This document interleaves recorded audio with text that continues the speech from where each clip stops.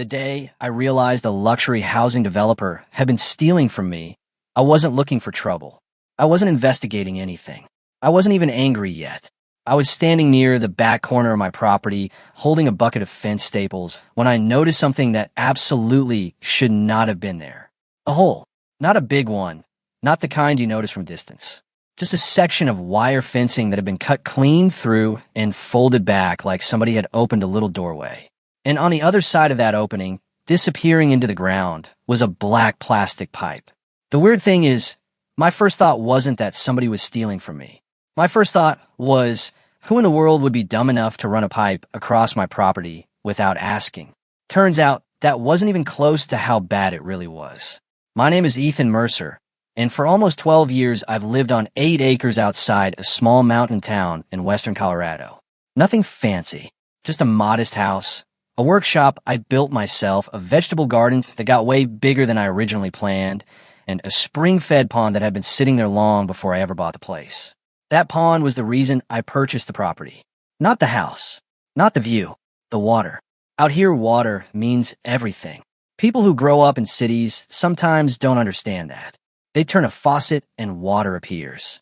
Out here, especially during dry summers, water becomes the difference between thriving and struggling. My pond never ran dry. Ever. Even when neighboring properties were trucking water in during drought years. Mine stayed stable because a natural spring fed it continuously. I built my garden around it. My irrigation system depended on it.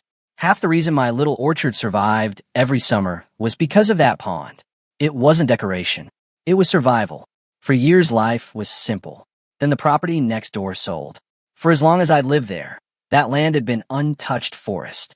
Deer moved through it. Elk crossed it every fall. Nobody bothered anybody. Then survey flags appeared. Then bulldozers. Then excavation crews. Then giant signs advertising a luxury development called Cedar Summit Estates. Mountain living. Private roads.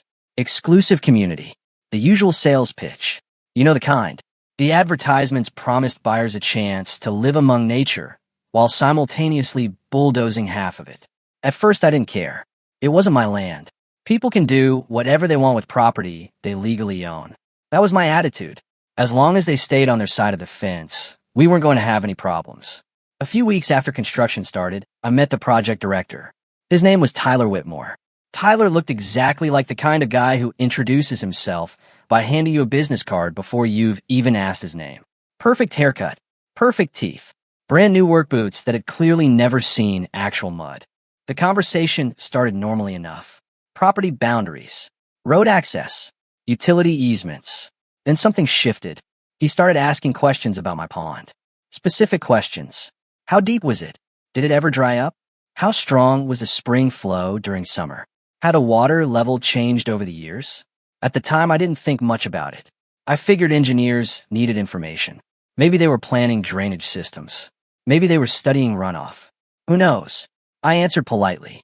He thanked me. Then he left. Looking back now, that conversation feels completely different. Sometimes your brain remembers details long before you understand why they matter. 3 months passed. Construction intensified. The noise became part of everyday life. Backup alarms, diesel engines, dump trucks grinding up and down the road before sunrise.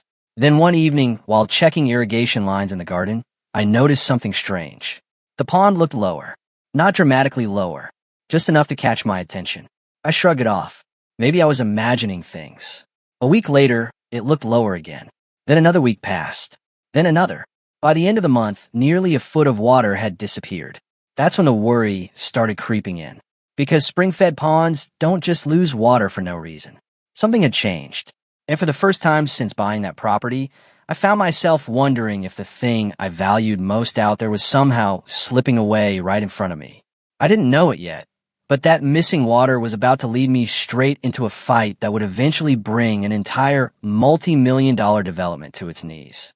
The next couple of weeks turned into an obsession. Every evening after work, I'd walk the shoreline with a flashlight, studying the pond like it was some kind of crime scene. I checked the spillway. I checked drainage channels. I inspected the embankment, looking for erosion or signs of a leak.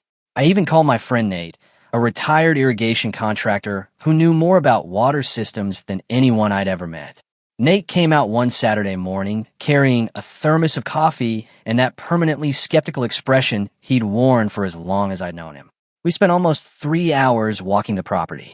Finally, he stopped near the edge of the pond, scratched his beard, and said something that made my stomach tighten. "Ethan, if this spring's flowing the way you've always described it, this water's going somewhere." Meaning it ain't disappearing. That sentence stayed with me. It ain't disappearing. Water had to be going somewhere. The question was where. 3 days later, I got my answer. I was following a game trail that ran uphill toward the property line when I noticed a patch of disturbed soil. Fresh dirt always looks different. Doesn't matter how well somebody tries to hide it. Nature has a texture to it, and freshly moved earth sticks out like a bad patch job on drywall. I walked closer. Then I saw the fence. The wire had been cut neatly between 2 posts and folded back. Not broken, not damaged. Cut deliberately.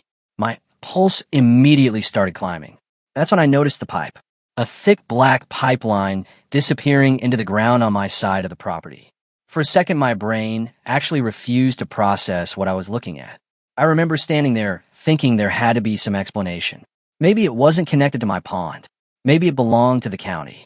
Maybe there was some permit I didn't know about. Then I started following it. And with every step, those excuses became harder to believe. The pipe ran downhill toward the spring source feeding my pond. Then it turned, crossed beneath the fence, and continued directly into Cedar Summit Estates. I followed it all the way. What I found on the other side made me stop dead in my tracks. A massive water storage tank set near their concrete staging area. Workers moved around it casually. Hoses connected to pumps. Pumps connected to the pipeline. The pipeline connected to my property. To my water. Nobody looked nervous. Nobody looked like they were hiding anything. That was the part that honestly angered me the most. They weren't acting like thieves. They were acting like owners. Like somebody had simply decided my spring belonged to them now. I pulled out my phone and started recording everything. The damaged fence, the trench, the pipe, the pumps, the storage tank, every single inch. By the time I finished, I had nearly 40 minutes of footage. Then I made a phone call. Tyler answered on the second ring. "Hey, Ethan." The fact that he sounded cheerful almost made me laugh. I said, "I'm standing next to a water tank on your construction site." Silence. Just dead silence. Then he said, "Okay." I replied, and I'm looking at a pipe running from that tank through a hole somebody cut in my fence. More silence. The kind that tells you everything.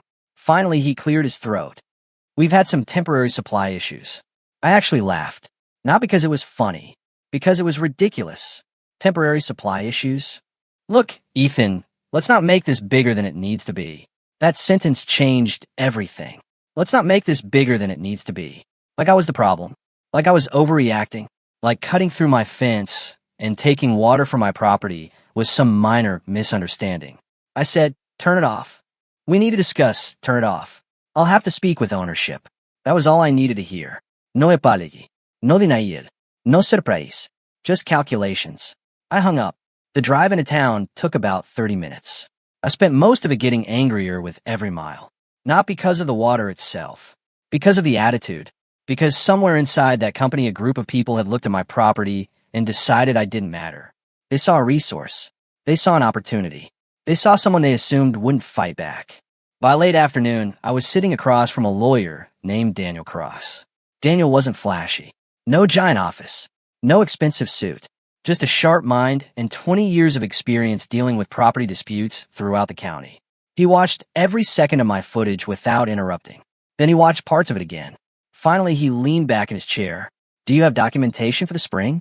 "I think so." "You better find it." For the next several hours, we dug through records. Property surveys. Historical filings. Water permits. Old county maps. Documents so old some of them looked like they'd been stored in a barn. Around 7 that evening, Daniel stopped reading. His expression changed. "Well," he said quietly. "Well, what?" He slid a document across the desk. "These people just made a very expensive mistake. It turned out the spring feeding my pond wasn't just part of my property. The water rights attached to it went back decades. Long before Cedar Summit Estates existed. Long before most of the surrounding development existed. The legal protections were far stronger than I ever realized. For the first time since finding that pipe, I felt something other than anger. I felt confident. The next morning, Daniel filed an emergency injunction. Things moved faster than I expected. A lot faster. Less than 24 hours later, county officials showed up at my property along with an environmental investigator and a hydrologist. Watching professionals work is fascinating. They don't care about your emotions. They care about evidence, measurements, data, facts. They traced the entire pipeline, measured flow rates, documented trenching, inspected connection points, photographed everything. One investigator spent nearly an hour studying the section of fence that had been cut. By mid-afternoon, they had enough information to estimate how much water had been diverted. When the hydrologist explained the number, even I was shocked. It wasn't hundreds of gallons. It wasn't a couple thousand. It was tens of thousands. And suddenly what had felt like a personal dispute started looking a whole lot more like something that could bring serious consequences down on everyone involved. I didn't know it yet, but the real damage wasn't going to come from me. It was going to come from the chain reaction that started the moment government vehicles rolled through the gates of Cedar Summit Estates. The following afternoon, I found myself standing beside 3 county vehicles as they rolled through the entrance of Cedar Summit Estates. It was one of those moments where everything suddenly feels very real. Up until then, it had mostly been phone calls, paperwork, meetings, and documentation. Now, government investigators were pulling onto an active construction site. Now, people were asking questions nobody wanted to answer. And judging by the expression on Tyler Whitmore's face when he spotted the county trucks, he knew exactly how serious things had become. The confidence I'd seen during our first meeting was gone. No polished smile. No corporate charm. No smooth explanations. Just a man trying very hard to calculate how much trouble he was in. The lead investigator walked directly to the storage tank. He reviewed photographs, checked measurements, compared notes with the hydrologist. Then he looked at Tyler. You need to shut this system down immediately. Tyler started talking before the investigator even finished the sentence. There seems to be some confusion. No. We believe there was access. No. We were operating under. No. The investigator didn't raise his voice. He didn't need to. Sometimes authority speaks loudest when it stays calm. A cease and desist order was handed over. The valve was shut off on the spot. And just like that, the water stopped flowing. What happened next was something I don't think the developers fully anticipated. Because the moment that water stopped flowing, the rest of the project started falling apart. Concrete crews couldn't stay on schedule. Foundation work slowed. Subcontractors began waiting on each other. Equipment rentals continued generating costs every single day. Deadlines slipped. Investors started calling. Buyers started asking uncomfortable questions.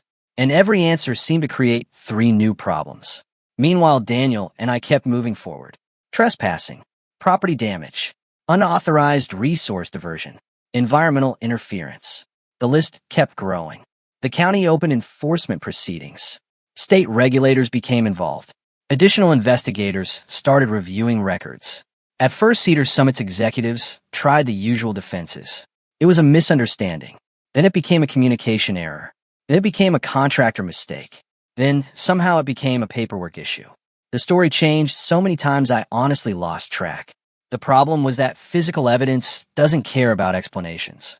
Pipes don't install themselves. Trenches don't dig themselves. Storage systems don't magically appear overnight. Every piece of infrastructure represented a decision, and every decision left a trail. Months into the legal process, Discovery began uncovering documents, internal emails, budget discussion, schedule projections, meeting notes. The deeper investigators looked, the uglier things became. The project had been struggling long before they touched my property. Construction delays were already piling up. Costs were already exceeding projections. Investors were already demanding results. The pressure had been building for months. Somewhere along the way, somebody apparently decided that solving their water problem legally was too expensive, and stealing it seemed easier. That's the thing about shortcuts. People imagine shortcuts save time. Most of the time, they simply postpone consequences. Then one day, all those consequences arrive together. By early fall, local newspapers started covering the story. Neighbors talked about it at coffee shops. Contractors talked about it at supply yards. Potential buyers heard about it. And once public confidence starts disappearing, it's very difficult to get it back. Several home buyers canceled contracts. Then more canceled. Then lenders started asking questions. Then investors started asking even harder questions. Every problem fed another problem, like dominoes tipping over one after another. A few months after the investigation began, Cedar Summit's attorneys contacted Daniel with a settlement offer. On paper, it looked substantial. Daniel rejected it, not because he was trying to be difficult, because the investigations weren't finished. The full damages still hadn't been calculated. A second offer came later, then a third, each larger than the one before it, each rejected for the same reason. The truth was simple. The situation had moved beyond a private disagreement. Too many agencies were involved. Too much evidence existed. Too many people had already seen what happened. Eventually, the case reached court. I remember sitting there listening to experts explain flow rates, water rights, property boundaries, environmental impacts, and diversion estimates. What struck me most was how boring justice sometimes looks from the outside. No dramatic speeches. No surprise witnesses. No movie scenes. Just facts. Documents. Evidence. One piece after another. Steady. Methodical. Unavoidable. When the ruling finally came down, it hit hard. Restitution. Property restoration. Environmental remediation. Legal costs. Monitoring requirements. Additional penalties. The financial impact was enormous. But by then, Cedar Summit Estates was already bleeding from a dozen other wounds. Investor confidence had collapsed. Buyer confidence had collapsed. Project schedules had collapsed. Relationships with contractors had collapsed. The legal judgment was less like the first punch and more like the final shove. About 4 months after county officials shut down the pipeline, the development company filed for bankruptcy protection. Just like that. A project worth millions of dollars. Years of planning. Massive equipment. Corporate executives. Investors. Marketing campaigns. All brought down by a decision that probably seemed harmless when somebody first suggested it. I drove past the site a few weeks later. The gates were closed. Construction equipment sat motionless. Half-finished structures stood silent against the mountains. The place looked frozen in time. And honestly, I didn't feel victorious. Not the way people imagine. I wasn't celebrating. I wasn't cheering. I wasn't standing there thinking, good, they got what they deserved. What I felt was something quieter. Relief. Because when I got home that evening, I walked down to my pond. The water level had recovered. The spring was flowing normally again. The garden was healthy. The orchard was healthy. The thing I had been fighting to protect was still there. And in that moment, I realized something important. The real win wasn't watching somebody lose. The real win was stopping the damage before it became permanent. Even now, years later, whenever I pass the section of fence that had been repaired, I think about how close I came to ignoring those early warning signs. One more month. Maybe 2. Who knows how much water would have disappeared? Who knows how much damage would have been done? And I still think about Tyler sometimes. Because part of me wonders what would have happened if he'd simply knocked on my door that first day and told the truth. Maybe we still would have disagreed. Maybe the answer would have been no. But at least there would have been a conversation. Instead, they chose secrecy. They chose entitlement. They chose to act like other people's property only mattered when it was convenient. And that decision ended up costing them far more than any legal water source ever would have. So now I'm curious what you think. If you discovered a major company secretly taking resources from your property, would you have handled it the same way? Would you have gone straight to lawyers and regulators? Or would you have tried to negotiate first? And where do you personally draw the line between a desperate business decision and outright theft? I'd really like to hear your perspective, because stories like this always seem to divide people right down the middle. Drop your thoughts in the comments below, and if you've ever experienced a situation where someone thought they were too powerful to be held accountable, share that story too. Sometimes the most interesting conversations happen after the story ends.